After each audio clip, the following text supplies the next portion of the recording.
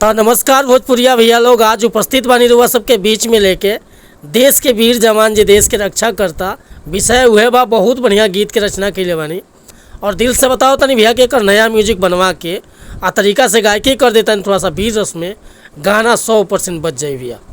तो चलिए देर ना करते हुए मैटर के शुरुआत कल जा कि कैसे गावे के बा, का एकर धुन बा, का लय बा।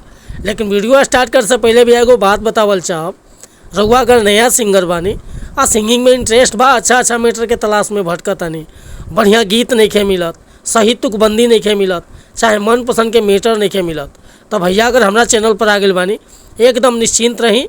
रउआ जैसन भी मैटर चाहत हो कब लिखवावे के बड़े भैया बिल्कुल उचित चार्ज पर हुआ के गाना व्हाट्सअप के जरिए मिल जाए। कॉन्टैक्ट नंबर हम डिस्क्रिप्शन में दे दिले बानी।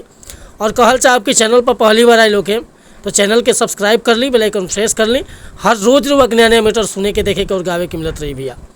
आज के मैटर देखिए कैसे गाओ के बटे कि 100 बार नमन बावे सरहद के जवान के, हो 100 बार नमन बावे सरहद के जवान के, रक्षा लटक राजला कवनो तूफान से, 100 बार नमन बावे सरहद के जवान के, हो 100 बार नमन बावे सरहद के जवान के, रक्षा लटक राजला कवनो तूफान से, 100 बार नमन बावे सरहद के जवान के।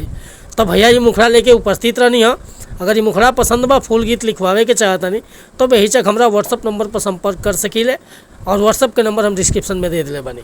मिला तनी फिर से अगला वीडियो में। वीडियो पसंद आई तो एगो लाइक करब, कमेंट करब और चैनल पर अगर पहली बार आए लोग हैं भैया तो चैनल के जरूर सब्सक्राइब कर ले ताकि हर रोज़ हमारा वीडियो का अपडेट सबसे पहले आपके मिले। जय हिंद, जय भारत, जय भोजपुरी समाज, हर हर महादेव।